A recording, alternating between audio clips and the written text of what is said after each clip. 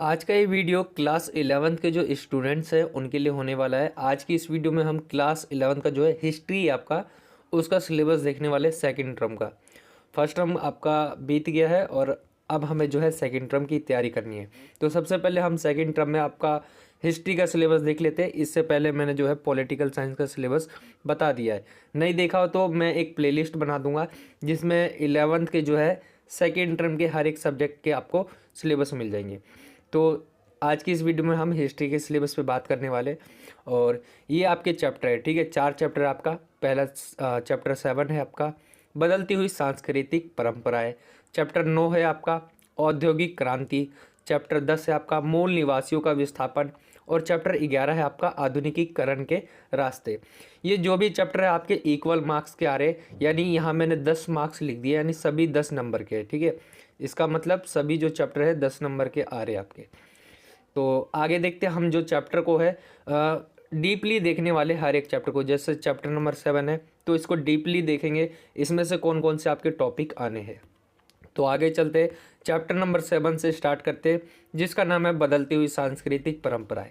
ये चैप्टर जो है ये चैप्टर है आपका 10 नंबर का, ठीक है। ये याद रखना आपको, हर एक चैप्टर जो है 10 नंबर का है।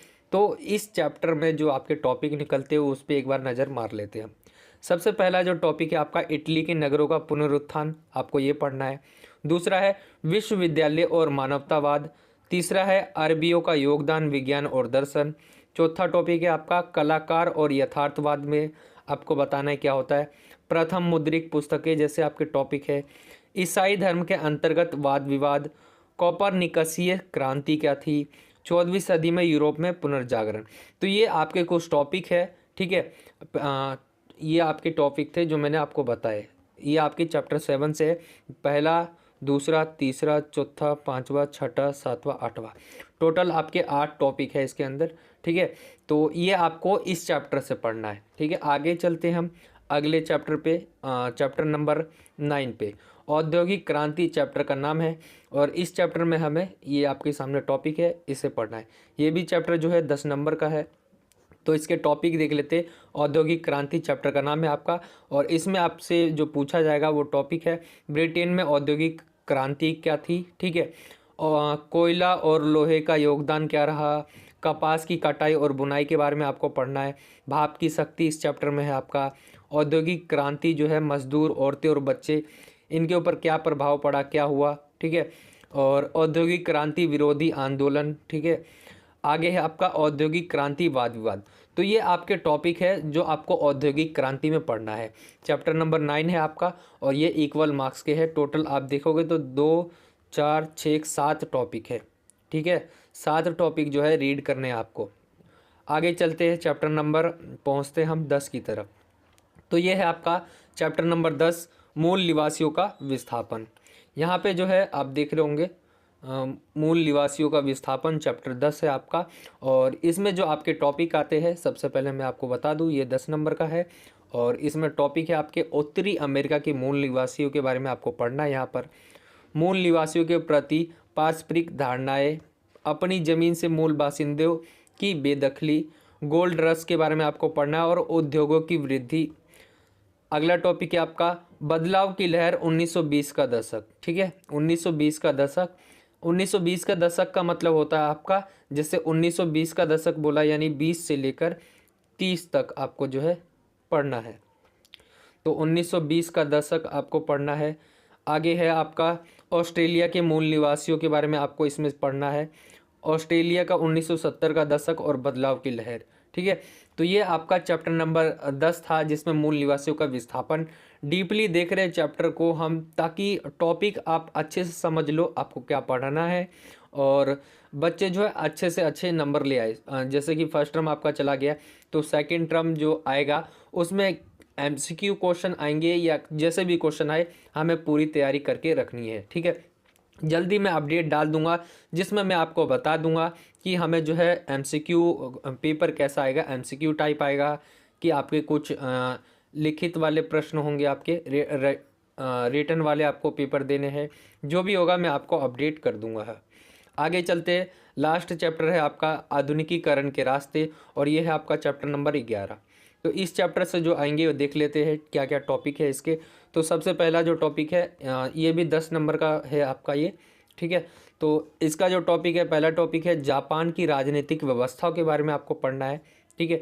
इसमें मेन चीज़ है जापान के बारे में पढ़ना है और चीन के बारे में पढ़ना है, दो देश से उसके बारे में पढ़ना है आपको। तो अगला है आपका मेजी पुनर्स्थापना, अर्थव्यवस्था का आधुनिकीकरण तथा मजदूर, ठीक है। अगला है पश्चिमीकरण और परंपरा आपको पढ़नी है। अगला टॉपिक है आपका जापान का आर्थिक शक्ति के रूप में उभरना, चीन अर्थव्यवस्था एवं गणतंत्र की स्थापना, चीन साम्यवादी दल का उदय, ताइवान का किस्सा आपको पढ़ना है और आधुनिकता के दो मार्ग। तो ये आपके जो है इसमें से कुछ टॉपिक निकल जाते हैं। ये आपका था जो हमने बताया आपको हिंदी में, ठीक है। सीबीएसई ने भी इंग्लिश मीडियम में दिया है, तो कुछ इस तरह से आपका सेकंड टर्म का जो इंग्लिश मीडियम या हिंदी मीडियम दोनों बच्चे वो देख सकते हैं। तो यहाँ पे आपको दिख रहा होगा, यहाँ पे जो है ये सेकंड टर्म का, और यहाँ पे जो है आपको बता दिया गया था, सीबीएसई ने ये जारी किया था, जिसमें आपका चैप्टर नंबर 7 यहाँ लिखा हुआ है, ठीक है। ये आपको इस लाइन पे नहीं जाना, ये उन्होंने अपनी लाइन बना रखी है, यानी 5 6 7 8 ये उनकी नंबर है, ठीक है। चैप्टर के ये नाम नंबर नहीं है, नंबर चैप्टर के आपके यहाँ लिखा है चैप्टर नंबर 7, यानी थीम 7 मतलब चैप्टर नंबर 7, ठीक है।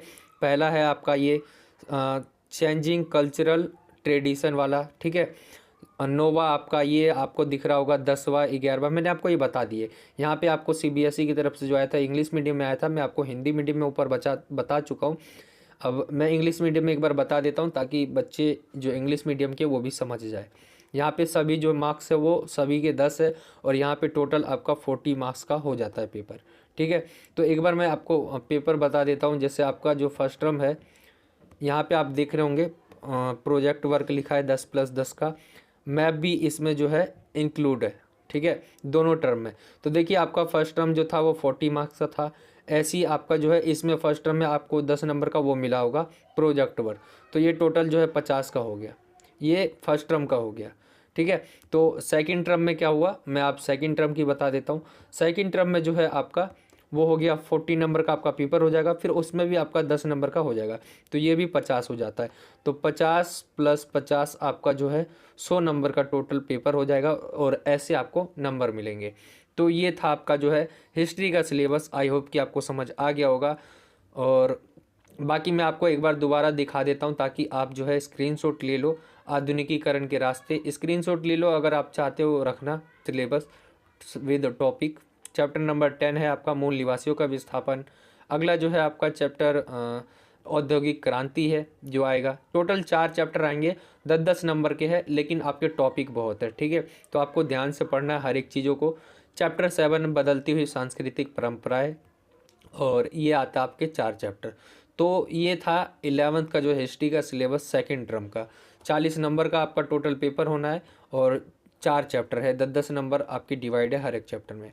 तो ये था आपका हिस्ट्री का सिलेबस। आई होप कि आपको समझ आ गया होगा अपना सिलेबस। मैंने पॉलिटिकल का बता दिया है। जो इसके बाद है ज्योग्राफी की बात कर लेंगे, वहाँ से क्या क्या आने वाले हैं, वहाँ से क्या क्या टॉपिक है वो चैप्टर में आएंगे आपके, तो वो भी जल्दी बात कर लेंगे, ठीक है। तो आई होप कि आपको वीडियो अच्छा लगा होगा। वीडियो अच्छा लगा तो वीडियो को लाइक करें, ज़्यादा से ज़्यादा अपने दोस्तों में शेयर करें, और अगर आप हमारे चैनल पे नए हो तो चैनल को सब्सक्राइब कर सकते हो।